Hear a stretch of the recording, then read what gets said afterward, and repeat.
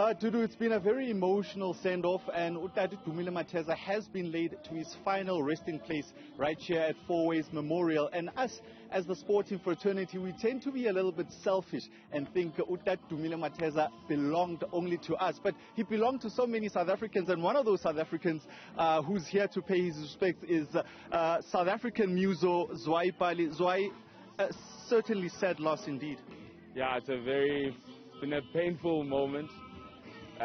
But I'm just happy that at least he was able to get a good send-off that was befitting the level of the speeches and the tributes that were given to him. Really gave a good picture of the life that he led. And some of your fondest memories of Dumile Mateza, I'm sure as much as you're a musician, you watched a bit of sport. Oh, yeah.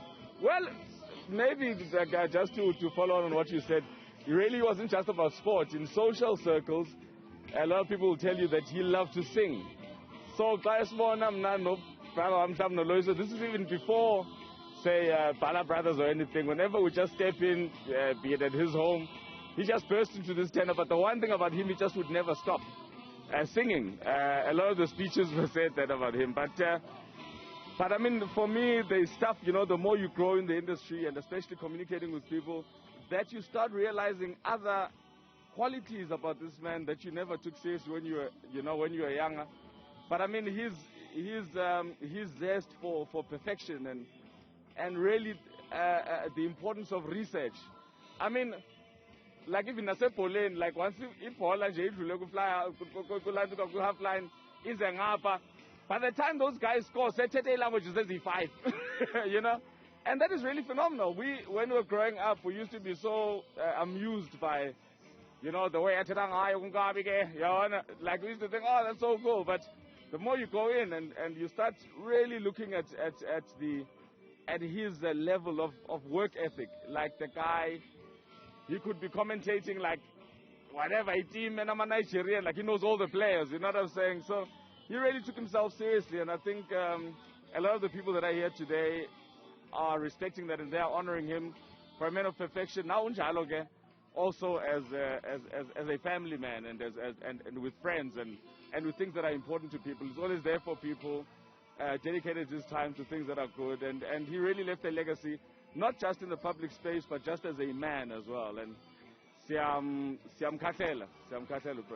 I mean, you said something very important and said he commentated in like 5 different languages in a match. Do you feel like Dumile Mateza was before his time and we're only realizing it a bit late? No, guys. People will say, yeah, he didn't get whatever was sung. Dude, he did what he did at the time that he did, and there's stuff to learn from that. Not everything has to be on television. He did what he did, made an example to those who noticed, and he was, dude, he came before Uti Unyuga Abba 1980. I remember TV2 was on 1982.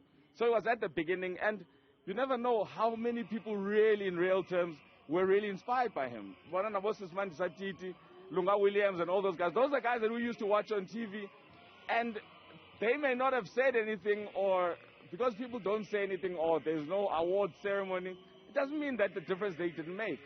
I believe they've made a difference, and we just salute them for that. And if you didn't make it in sport, do you reckon you could have had a career in singing? Not exactly, as long as you enjoy doing it.